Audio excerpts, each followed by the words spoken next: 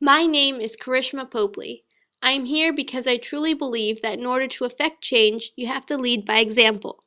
At 15, I won my first grant from my school, Thomas Jefferson High School for Science and Technology in Alexandria, Virginia.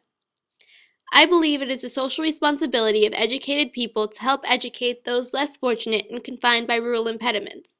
This is the premise of my proposal for my school's one-question grant competition, What are the Social Responsibilities of Educated People?, based on Dr. Greg Mortensen's inspiring journey, 3 Cups of Tea.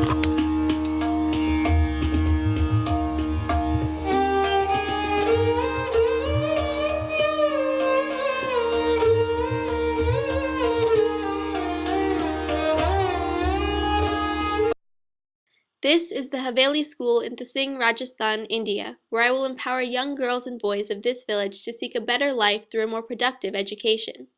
Light is an enabler, which will provide hope for these students' futures.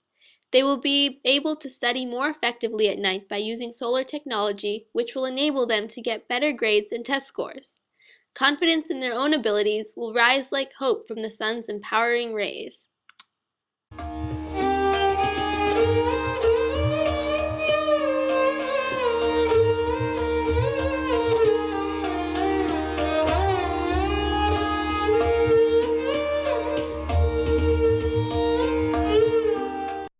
I chose this school for my first research grant project because several generations of my ancestors once lived in the centuries-old stone and brick home called a Haveli, which was donated to the village by my great-grandfather Dwarka Prasad Goyal, who founded the school prior to permanently emigrating to the U.S.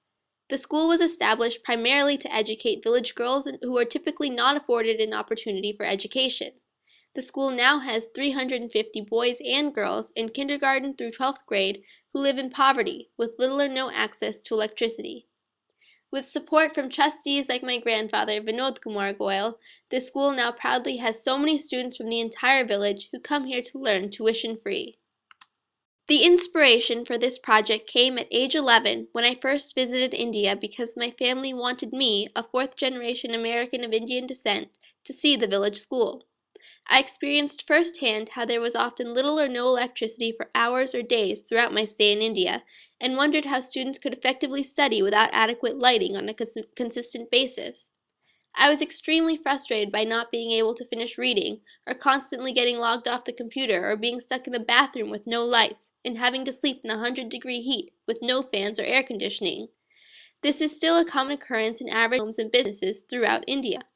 I wanted to make a difference in the lives of the village students at the Haveli School and teach people how renewable, sustainable technology is beneficial to the environment and children's health. Kerosene lamps typically used in the village are dangerous to children and the environment as they cause unnecessary burns and produce harmful carbon dioxide emissions. LED lights are rechargeable and are a much more eco-friendly and cost-effective alternative in underdeveloped areas where electricity is not yet available. I taught all the students, teachers, parents, and village elders how to harness the power of the sun, an abundant natural resource, and charge the solar lamps during the day for use at night as an effective study tool. I established a library checkout system so that all students would be able to take the lamps home after school for use at night to study. Many families have 2 or 3 students who are able to share the lamp in one room.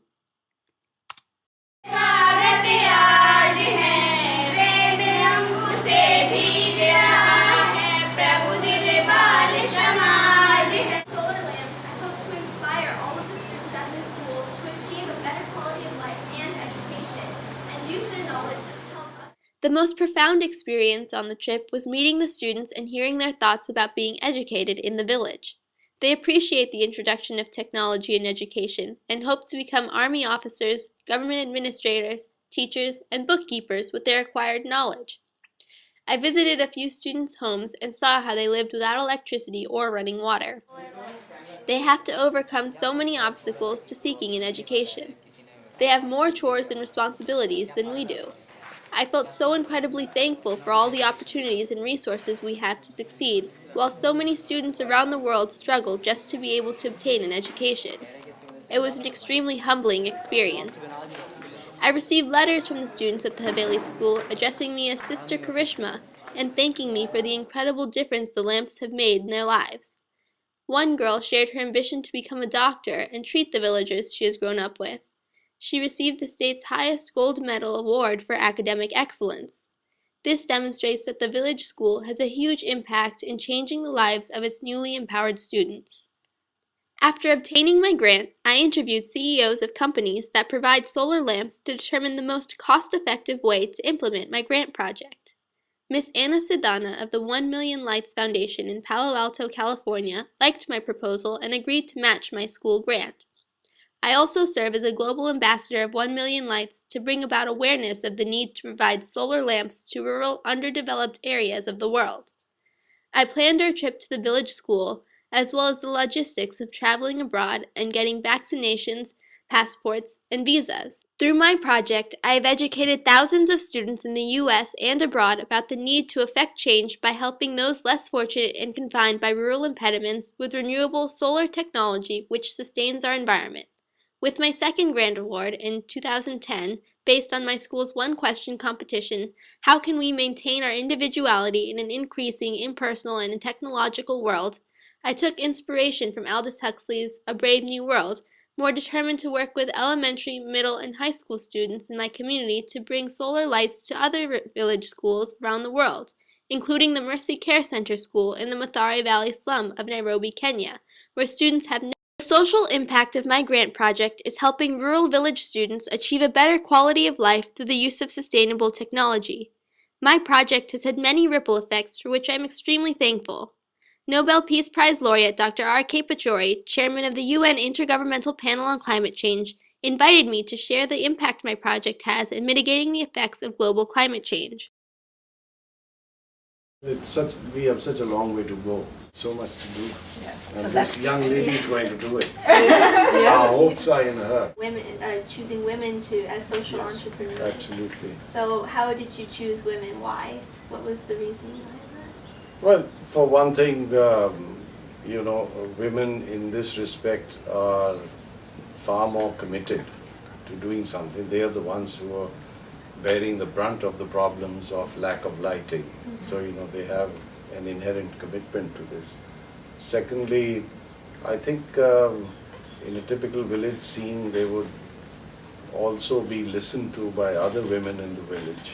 And, if you're meeting the needs of women and children in particular, they would obviously carry a lot more credibility. I was an invited panelist at the 2011 Nexus Global Youth Summit on Innovative Philanthropy and Social Responsibility in New York City, where I met global changemakers equally committed to making a difference. As the youngest speaker, I was encouraged by entrepreneurs who value innovative philanthropy. And we've got another outstanding student, Karishma Popli, your classmate. More amazing was meeting President Barack Obama, who recognized the significance of my innovative project for addressing our shared global responsibilities. I was selected by the President to participate in the historic signing ceremony of the America Invents Act at my school. It was an incredible honor to share the stage with our President, innovative leaders of Congress, industry, and the administration.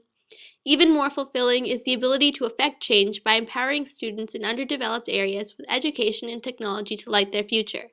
With my third grant, I would like to return to the village school to educate students how to deal with difficult moral and ethical decisions they confront on a daily basis in order to break the cycle of poverty.